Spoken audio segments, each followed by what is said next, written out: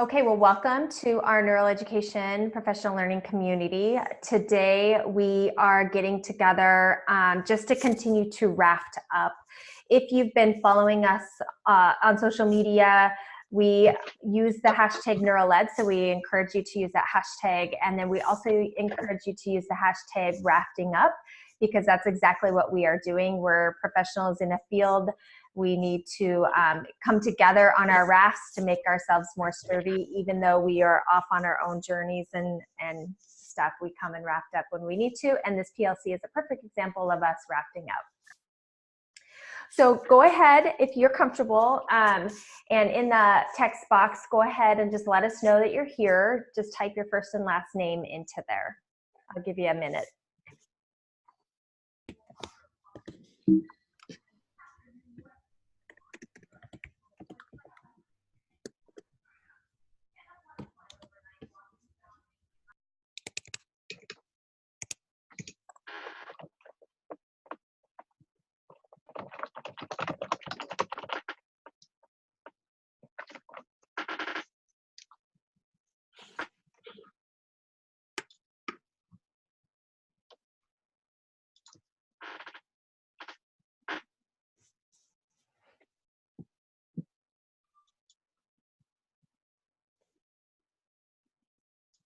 If you're still working to get your name in the chat box, feel free to just get that in there when you can.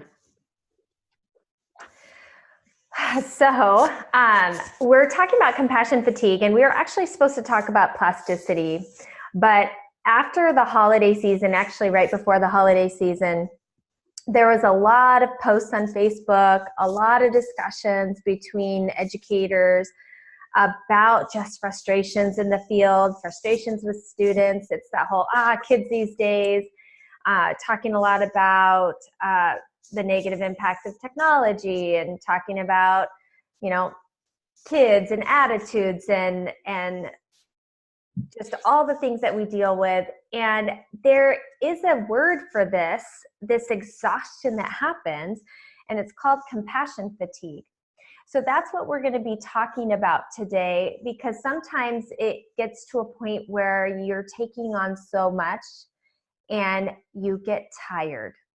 And we're going to talk about what compassion fatigue is, and then we're going to talk about things we can do to support each other, and we're going to co-create some solutions together in our PLC.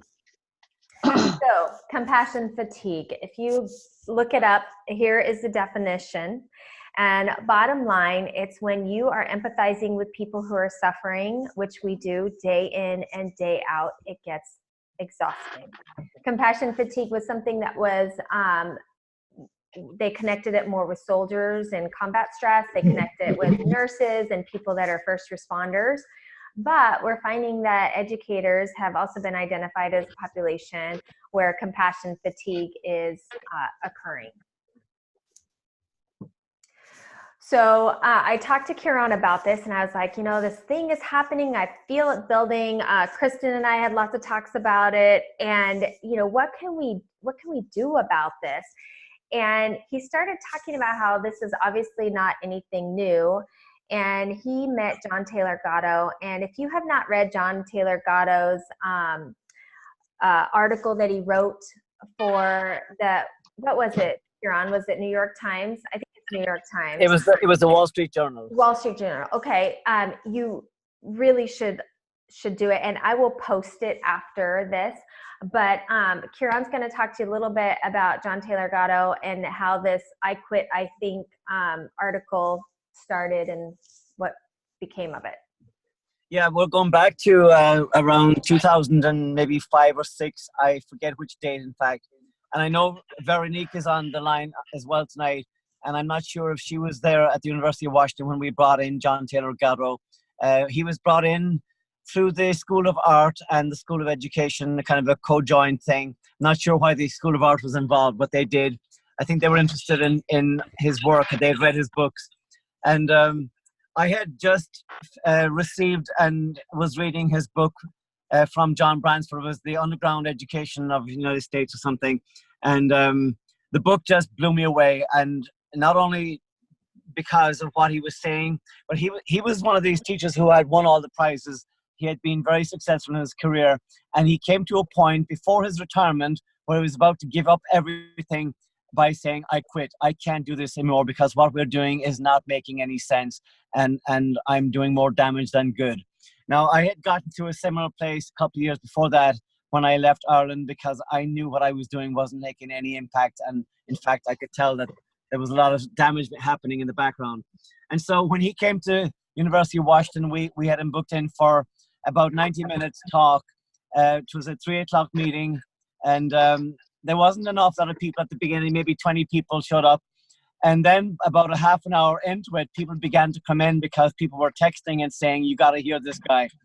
And the meeting was supposed to be over at 4:30. And at midnight, the university kicked us out because they were trying to lock the building.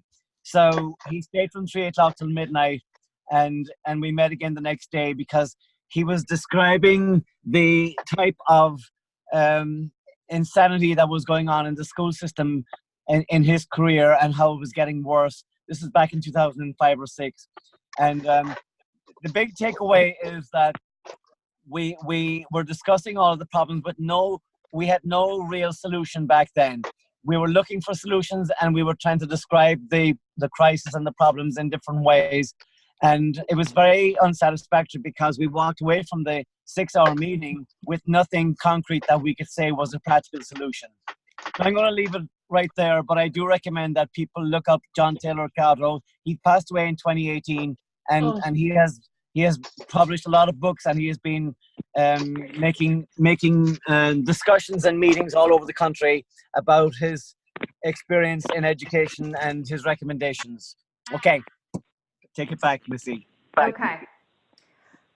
So, one word I want you to write down. You could just write it on a piece of paper, or you could put it in a chat box if you want to.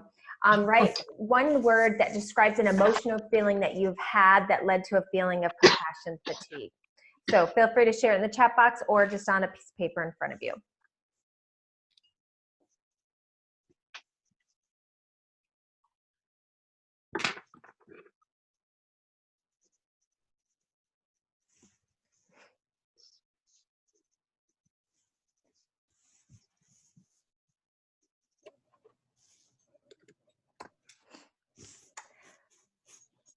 Okay, so you have your one word. Oops, what's wrong with my thing here? And now we're gonna start our challenge. So you've got a piece of paper, or you've got a device or something in front of you, hopefully. If not, feel free to go grab one real quick. Our challenge today: how do we greenhouse each other to lessen the impact of compassion fatigue? We're gonna go into our initial thoughts with that question, and you have 1 minute. And just a reminder, nobody sees your thoughts. These are your own private thoughts. Okay, begin your minute.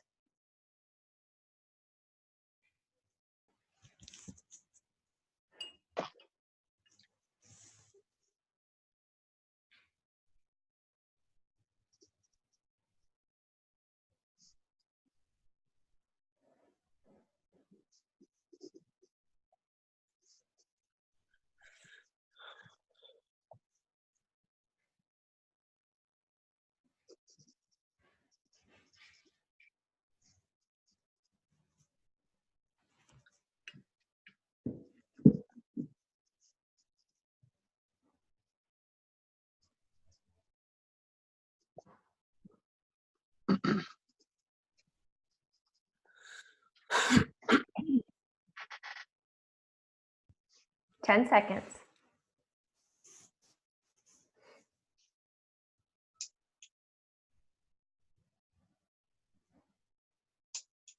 Time.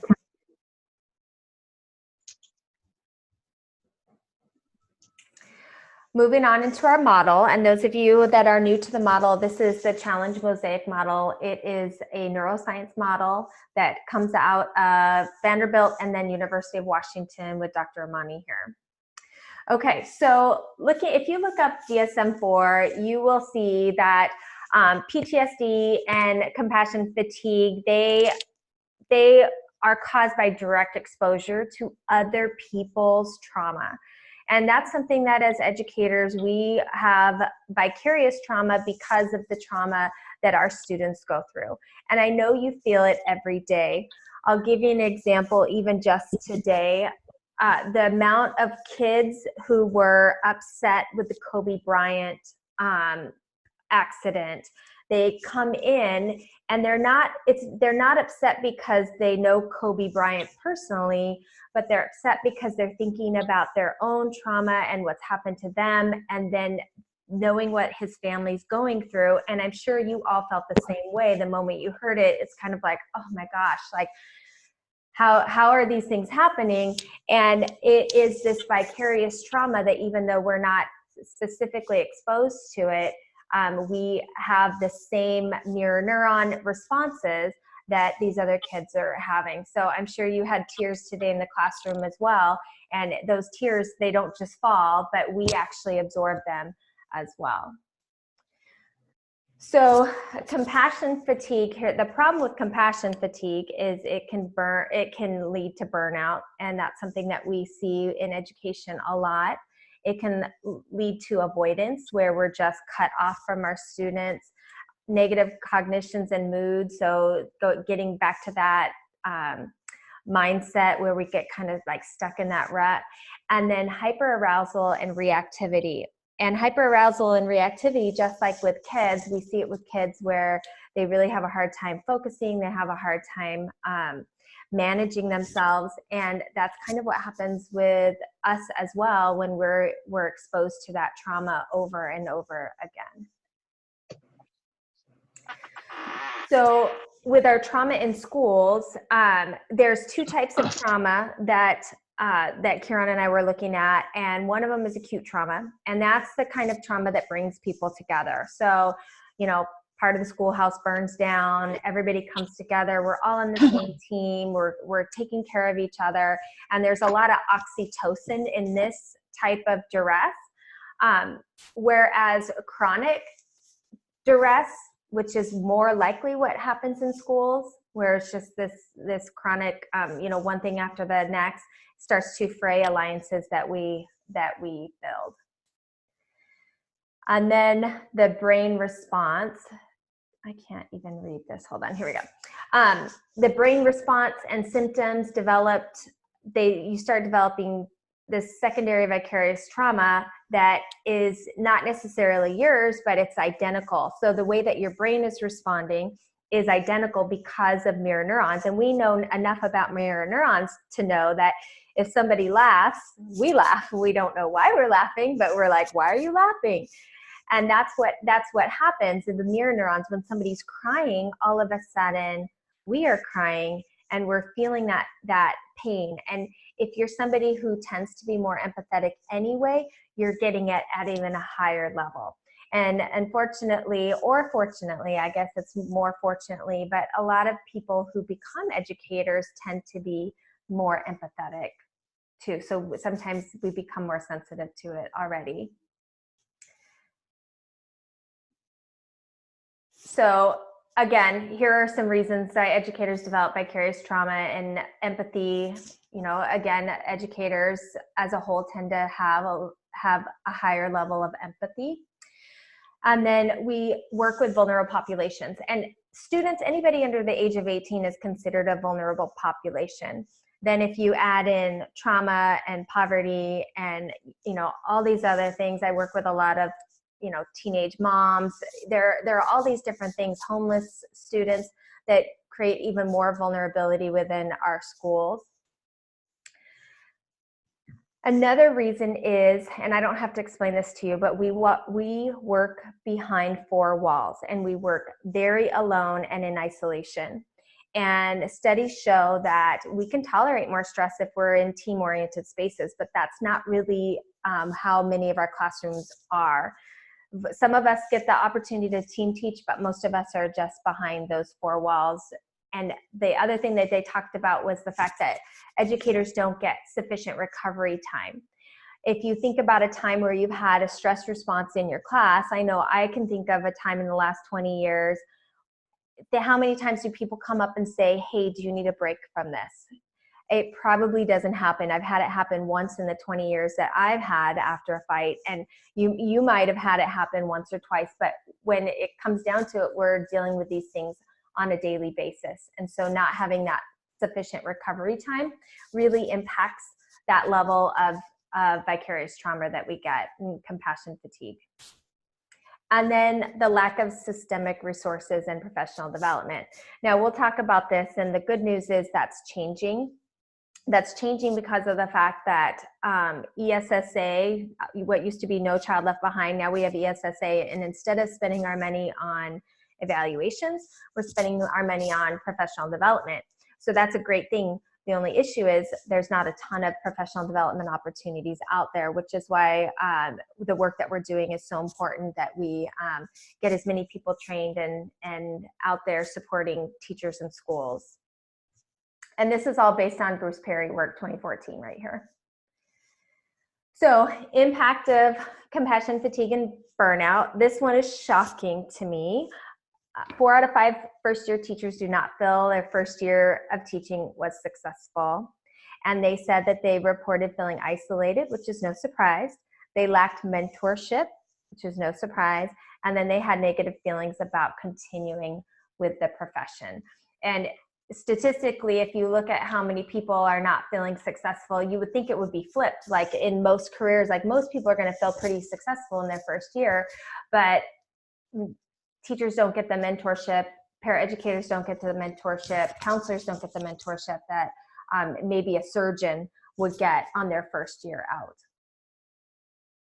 So nationally, 44% of new teachers leave the field within 5 years. So this is not a new statistic, but it's been this way for a while. So this is 2019, but this is not, it's not like it's gone up that much. But I think what the thing that is really shocking here is that enrollment in teacher prep programs is down by over a third. So we are losing teachers at 44% within 5 years, but then we don't have those new teachers coming in. Which Kieran and I were talking about, that means that instead of teachers, you know, we talk about class sizes and we talk about how exhausted we are with big class sizes, but if we don't have teachers, those class sizes are gonna be growing regardless of funding.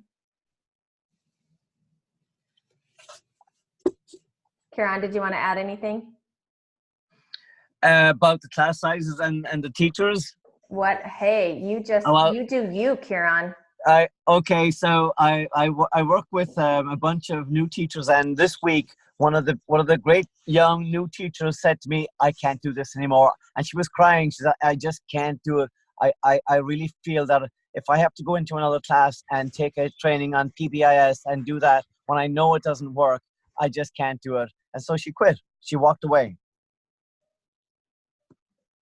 Yeah, and that's something that we have all seen and even experienced ourselves.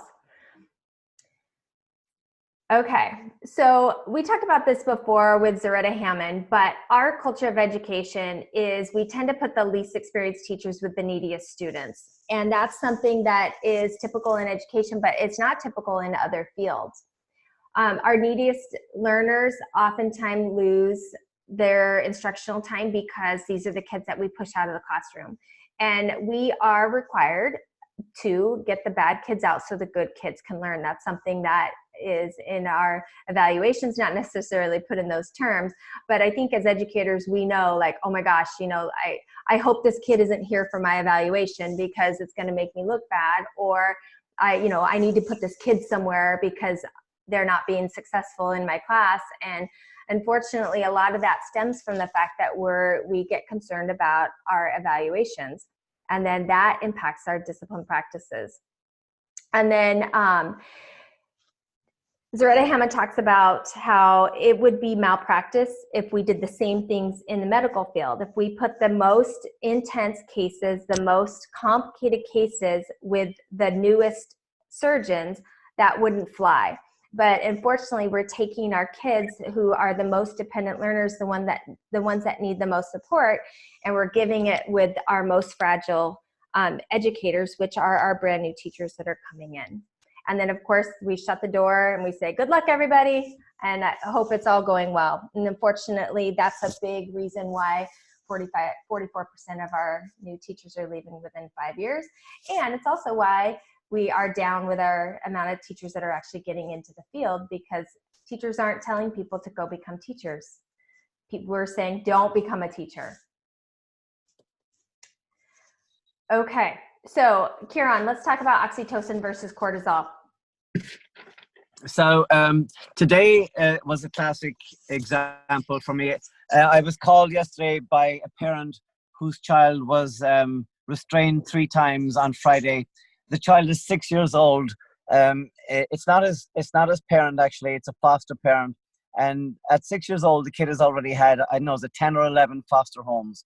And he's one of these amazing little kids. He's hyper vigilant because he has to be. He's scared to death, and he lives in the world of freeze, fight, and flight. And he's very good at it because that's the only part of his brain that's really working for him. Everything else is hidden behind that hypervigilance.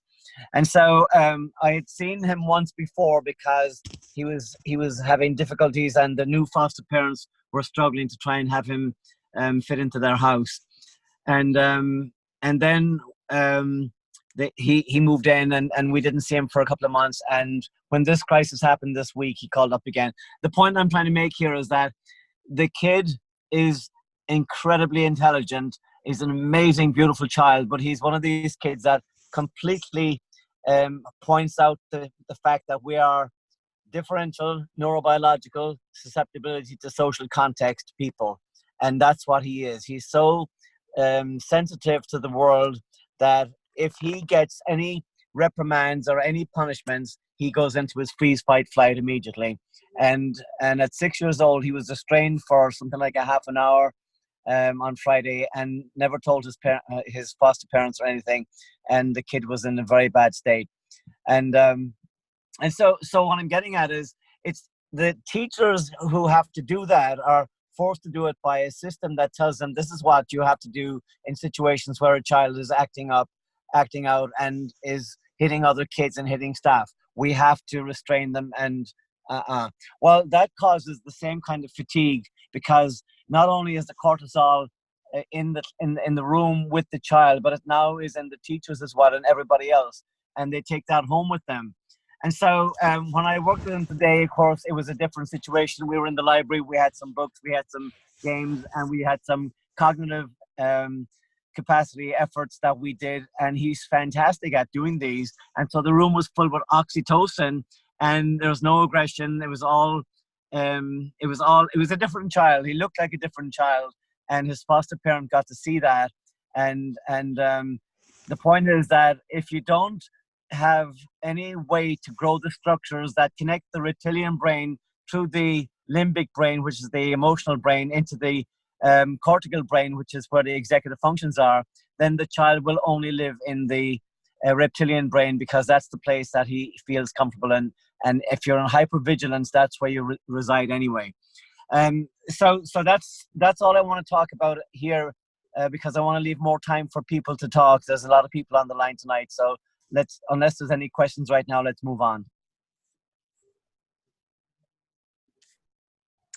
Okay, so next steps, this is based on Zaretta Hammond and Bruce Perry, I believe here, but just being the eye and the kind, we talk about that. We have the pictures up on the wall of people doing it. And bottom line is, we're hardwired for connection. We have to have relationships. They're essential for our well-being and safety.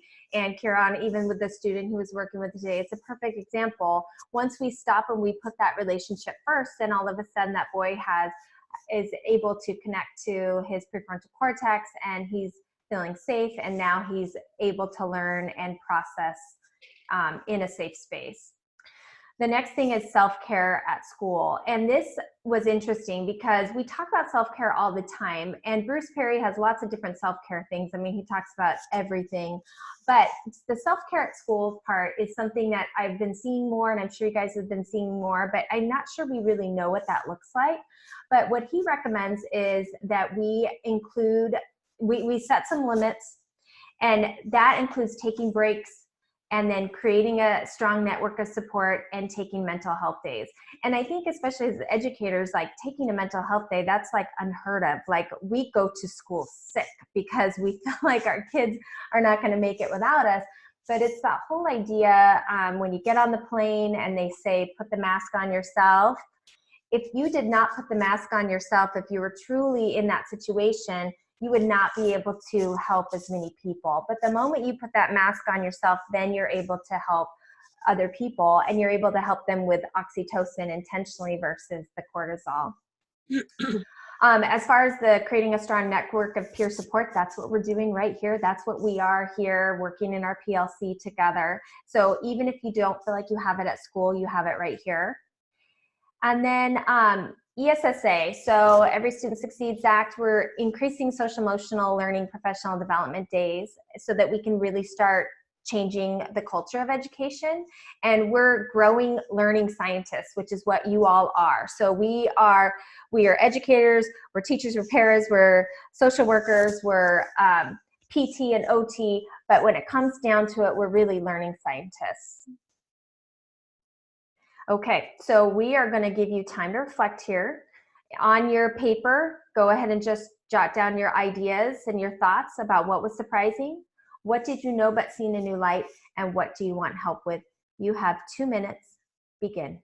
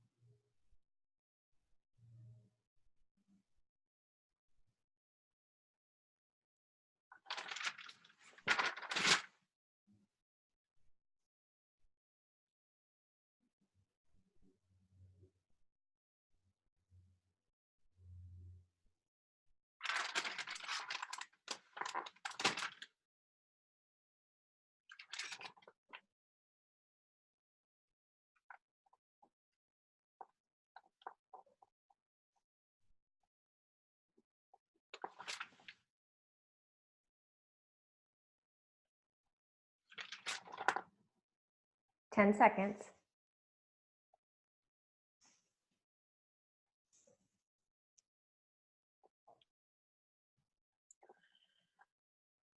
Time. Okay, so Kieran and I were talking, and depending on how many people that we had, oops, let's not do that again. We're going to go into our revise session here, and then we want to make sure that there's time for the what do you want help with questions as well. So we'll start it out with what was surprising and what did you know but see in a new light, but then based on the time, we'll probably switch over to the what do you want help with. But Kieran, we've got 30 minutes. So we've got more time this time, which is good. Okay, let's start with what was surprising. Anybody want to start us off?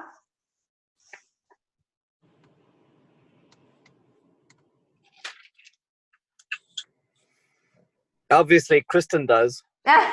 Of course she does. Kristen, you better unmute.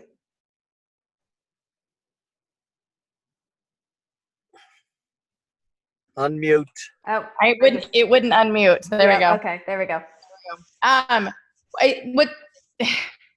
There's not a lot that's surprising to me. Unfortunately, when it comes to compassion fatigue, we see it, I feel it.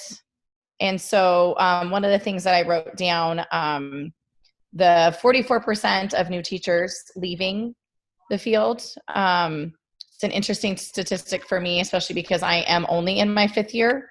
And it is a second career for me. So I am coming at it a little bit older. And so I have definitely not felt like it's a field I wanted to leave, but I feel like it's because I have been greenhouse from the beginning with neural ed, just a side note there.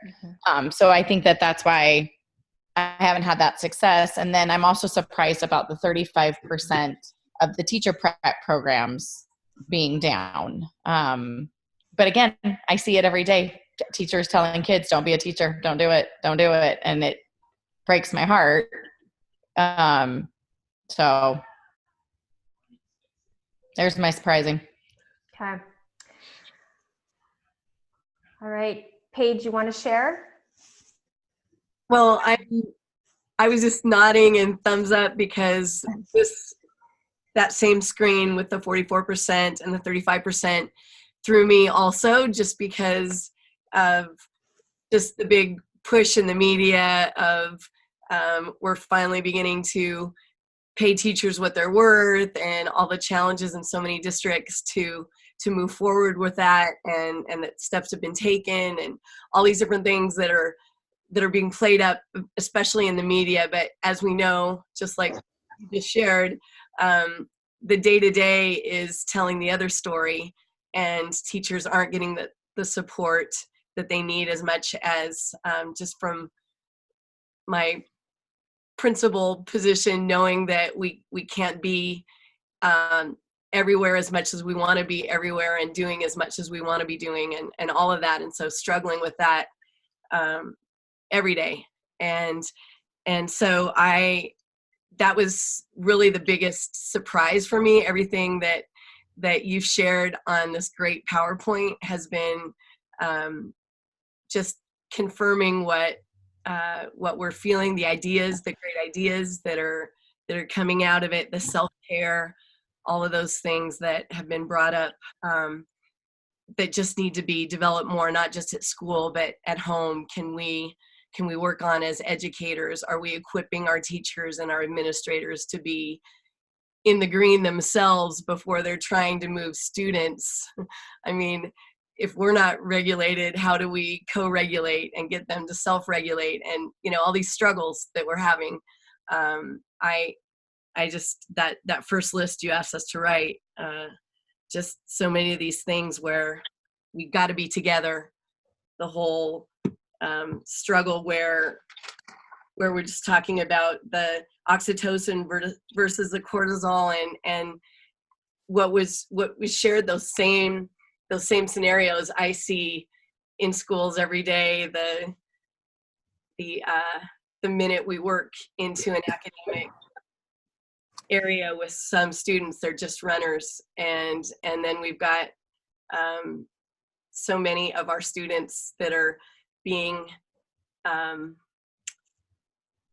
held, restrained, just like what was being shared earlier, and instead of working and having the tools to calm them down, going straight to restraint, and not working through bringing them down out of their stress response, their trauma, and the voices of our teachers and staff are elevated, because whether it's that mirroring the trauma, they're not bringing the student down. It's just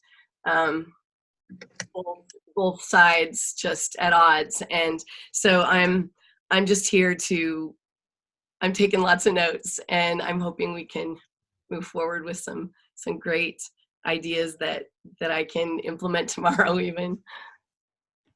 For sure. Okay, so I'm just kind of going through, feel free to pass, okay? So I'm just going through the line here. So Audrey, you're next on my screen here. Would you like to share?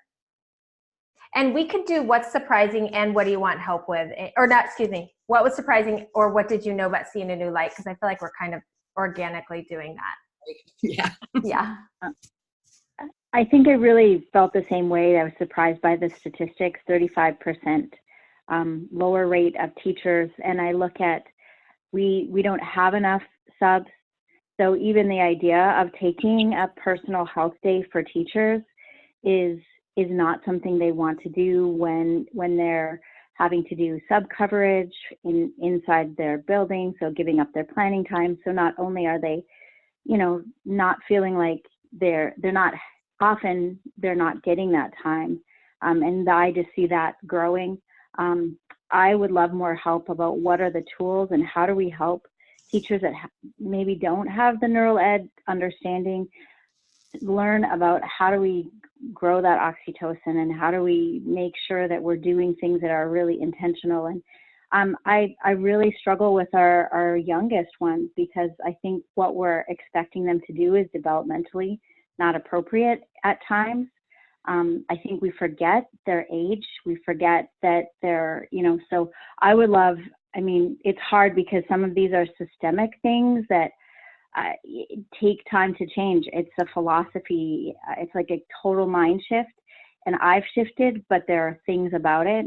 And even in my role, I work within the PBIS system, and there are some things about it that can be positive, and I can see how neural ed can just be layered on top of that. But it is really challenging to try to figure out, what do you do right now when a student that's 5 or 6 experienced something over the weekend and now is in crisis, and the only way to keep everyone safe is to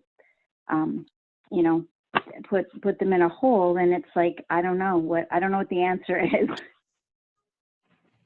Yeah, and here's the thing, Audrey, like we are growing. There is no question. And we have more and more neural educators out there. We have more and more people that are rafting up with us, even if they haven't gone through the training.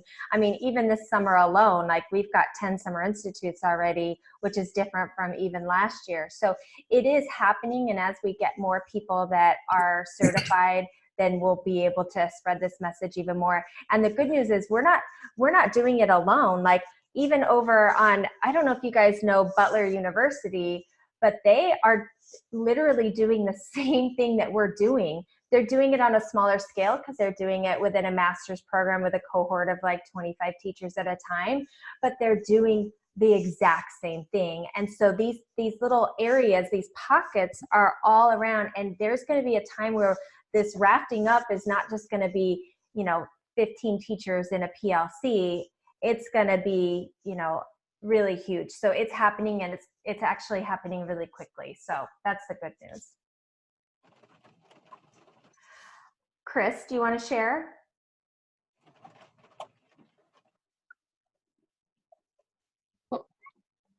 Chris, can you hear me? Yeah, sorry about that. I had my mute on. I wasn't surprised about the numbers. I've been playing long enough to have seen it happen, and in the percentage of students not choosing to go into the profession of teaching, it is sad, but it is not surprising. We've had a culture currently of blame the teacher.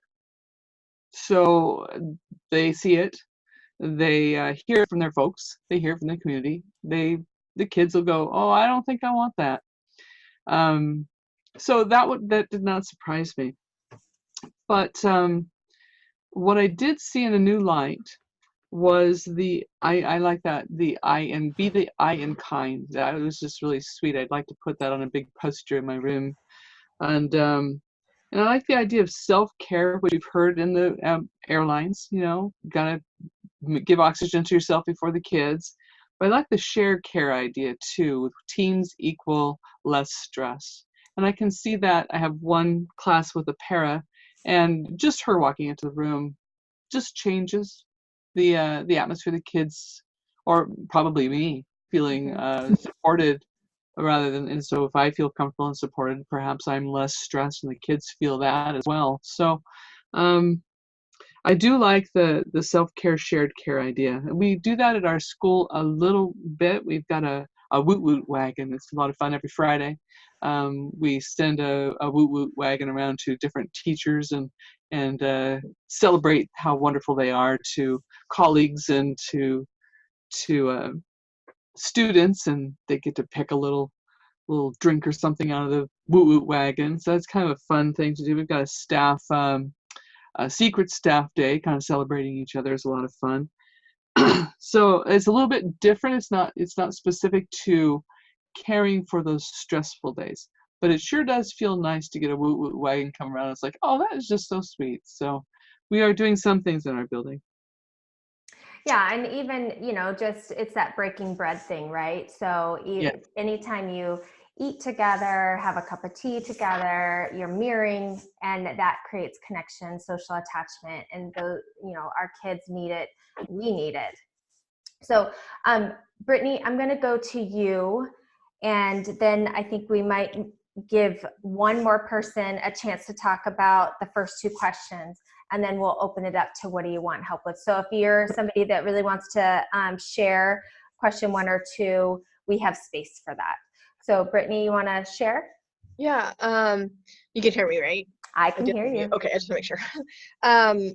I'm not really surprised about anything. I just started my 6th year. And I remember starting the master's program at UW, and my methods teacher said, turn to the left and turn to the right. 2 of those people won't make it past 5 years. And I just remember thinking that was the saddest thing. And it's true. Out of the 32 people that I graduated that program with, I know of 7 to 8 that they were done. Very early on. And I think somebody said it earlier, I credit it to my first year was amazing because I actually started with neural ed. And I just kind of, everything was tailored around that, from my curriculum to the way that I handled behavior. And so it's surprising when I hear, oh, another person's gone, but it's also not surprising. I think that we're in a system where everything is high demand. So whether we're pushing our kids to do, harder and harder and harder classes. I teach 8th grade, and we have a lot of kids taking 10th grade math, and, English is advanced. Everything's advanced. And then I think, Paige, you were saying that our pay in a lot of districts has been going up, but personally, I feel a lot more guilt attached to that because I feel I have to do more. I have to be better.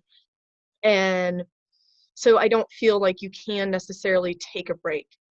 So we're teaching our students that they should do, quiet minutes and like practice mindfulness, but we are not good at it as teachers, I think, because we want success. And I think sometimes, I know myself personally, I equate that to just killing myself, and it's not healthy.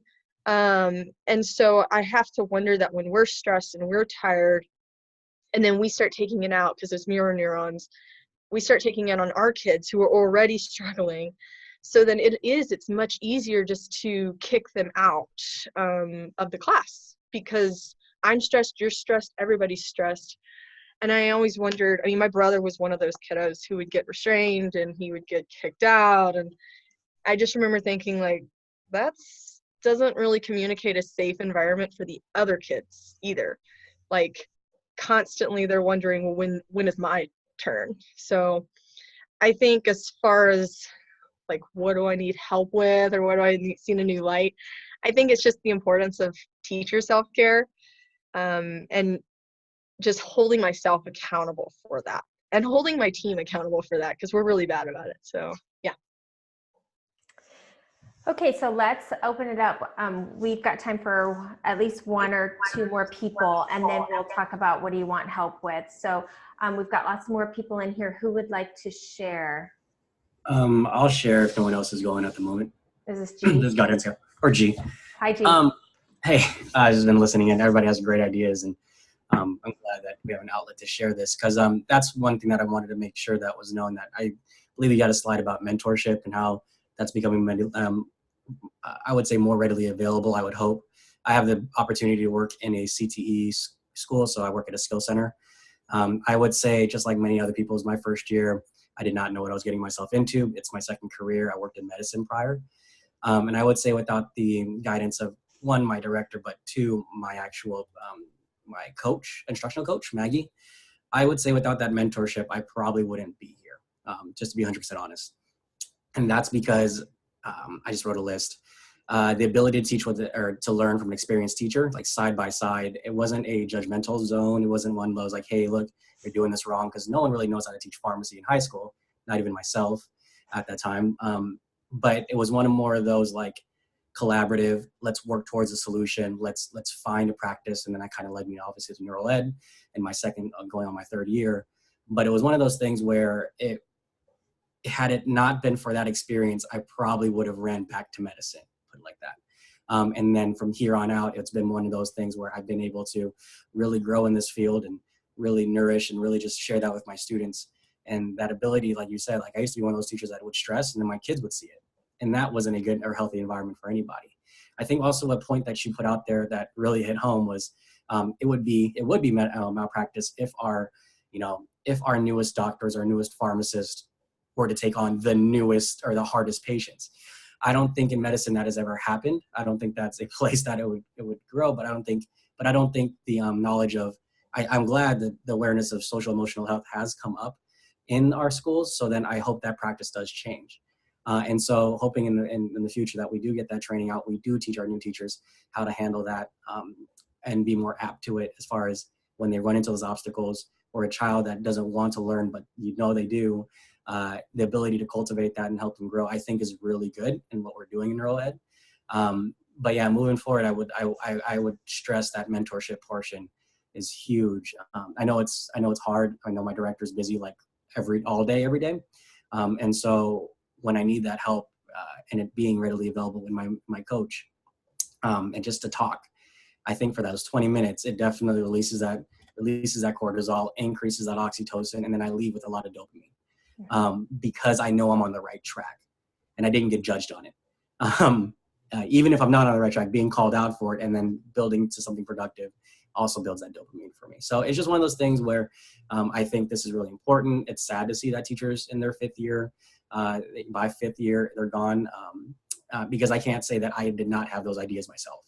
And I would say without the proper guidance, I would be that statistic. And I would love for my students to move into medicine, but also teaching, because it is a field that is in desperate need. So yeah, I just want to say keep up the good fight, because that's exactly what we need to do for each other is just exactly tell each other that. But yeah, that's just all I had. All right. Thanks, G. Okay. So Kieran, let's open it up to what do you want help with? And if we've got people who haven't spoken yet, if we want to start with them, if you'd like to. So, but I'll just open the floor.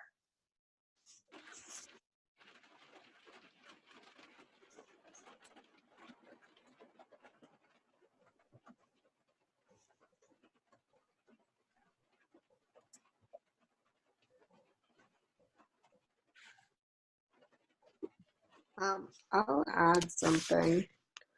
I was interested, I'm not surprised by it, but interested in the whole idea of cortisol levels and oxytocin levels being felt by everyone who's connected to that moment. So whether it's other students in the classroom or the example Kieran gave with the foster parents watching and feeling the oxytocin building as Kieran's working with the student. And it made me think of what's the atmosphere like in the classroom, and what is it like for the student, for after that student has left and the rest of the students are sitting in the classroom, and how do you build up and greenhouse that environment and build up the oxytocin levels at that point? And then also, how do you build them up after the student returns, so that the student feels comfortable returning to the classroom and that there's some kind of connection made again with classmates and the student. So just thinking about those transition times and what it means to everyone in those environments, because everyone has been affected by those levels.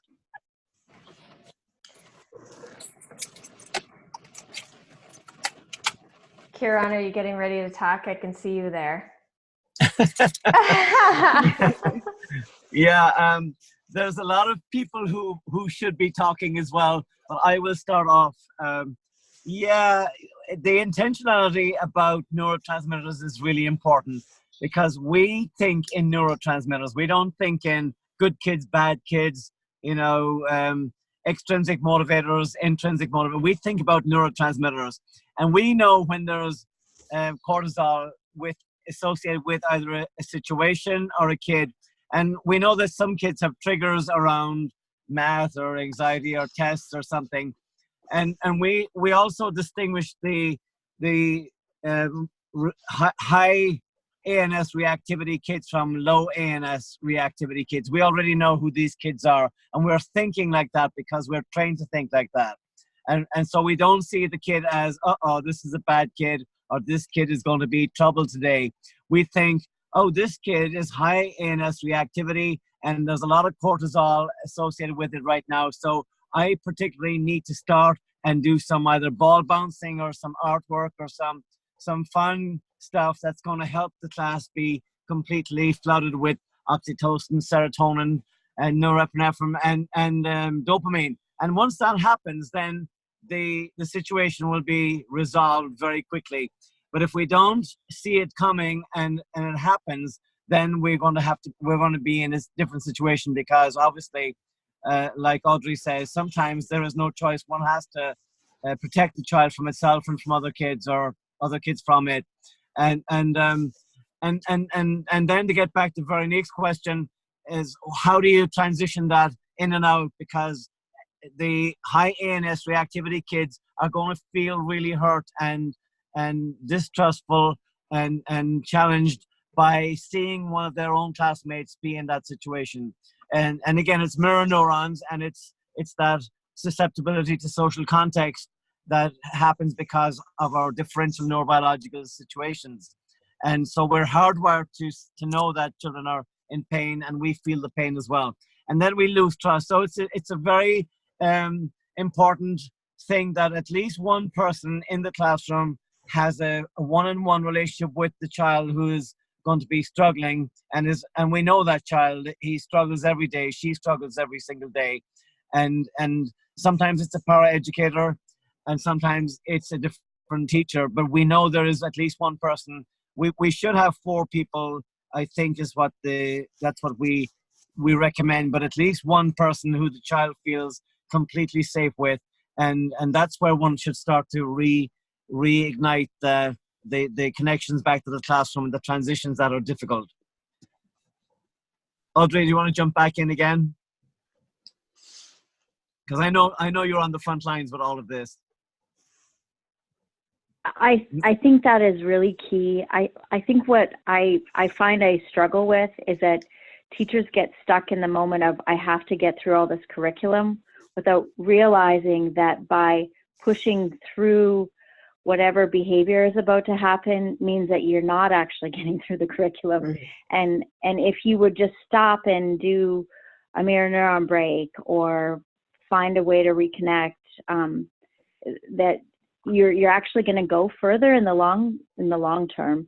And so that to me is the balance, is trying to help our teachers understand and other staff. And I've spent a lot of time really learning about these things. So I'm myelinating all of these processes all of the time. It's kind of all I think about, it almost obsessively. So I have to realize that other people are not in that place. And so how do I help them with, so in my mind, I'm even thinking about the student today, how do we work with the person that's there to support, to grow those connections and to do those activities and to help them regain that connection, so that this child that is living in a difficult situation, caught between 2 parents, early trauma, he doesn't have language for the things that are going on for him. It's pre-language things. And so that's what I see when I look at him, but I know that that's not true for other people. And so just how do we just keep having compassion and being the people that are out there, bringing it back to this student needs connection, and bringing it back to this student needs neurotransmitters. What can we do to help support them with that? Understanding that even our best efforts will sometimes lead to the reality that we might not be safe, and we may need to help them. And we have while to we learn new processes. Oh, Sorry, Audrey. And we have to remember that we have huge impacts on the educational and professional trajectories of these kids. And what we do in kindergarten and second grade and seventh grade and ninth grade really impacts them for the rest of their lives. And sometimes it's easy to label and stratify them. Oh, they're a kid, they're never going to make it, so I'm not going to waste my time on them right now. But some of the most sensitive kids become very successful people in our world, and we need to make sure that we are constantly reaching and working towards that human potential. So we are at 7:57. I want to make sure that everybody knows we are getting ready to open up registration for our summer institutes. And we have 9 of them official, 10 of them possibly right now. Plus we have more that are in the works, but our main ones, especially like the PLU one, Dr. Ferrari sees on here too. So the PLU one, we've got lots of them on there. We'll be posting that. We anticipate that people will be signing up quickly. And so if you have a team that you want to come, by all means, please make sure that you follow that and sign up right away. Talk to your administrators, because there is Every Student Succeeds Act funding for social emotional learning, and we fit within that. And then the people who take our courses also get STEM clock hours, as many of you know, and so that really helps as well. Kieran, you have any 1 minute, last minute? Yeah, and thanks everybody. It's a really great discussion. The thing that was really interesting for me today, I'm always surprised when this foster parent was also a teacher, and the last thing that he was thinking about what had anything to do with brain. It had nothing to do with the child being disconnected from the limbic brain, which is the emotional brain, and the cortical brain, which is the executive function brain. He wasn't thinking like that. He was thinking, how am I going to get this kid to stop hitting other kids? And so the solution was to try and either reward him for doing something or punish him for doing something. He wasn't thinking about growing structures. And so that's a huge shift. And we need to get teachers talking about and using vocabulary like longitudinal fasciculus and corpus callosum. I know these are weird words, but instead of thinking about rewards and punishments, we need to think about how do we get the 3 parts of the brain integrated. This 300 million year old brain with the 30 million year old brain and the 4 million year old brain. That's the 3 parts that's in every child. And we know that the child is hardwired and is very good at the freeze, fight, flight. But we have to help them to connect to the emotional and the cortical brains and make them real people that can actually be self-regulate. So that's a big deal. I was shocked that he, even though we had talked about it before, it was the last thing he thought about. Alrighty, that is our hour. We appreciate you all. We will see you in a month, and just keep a lens open for that registration. Thank you. Okay, thank you. Have a great night, everybody. You too. Thank you. Good night. Thanks, Missy. Thank you, Kieran.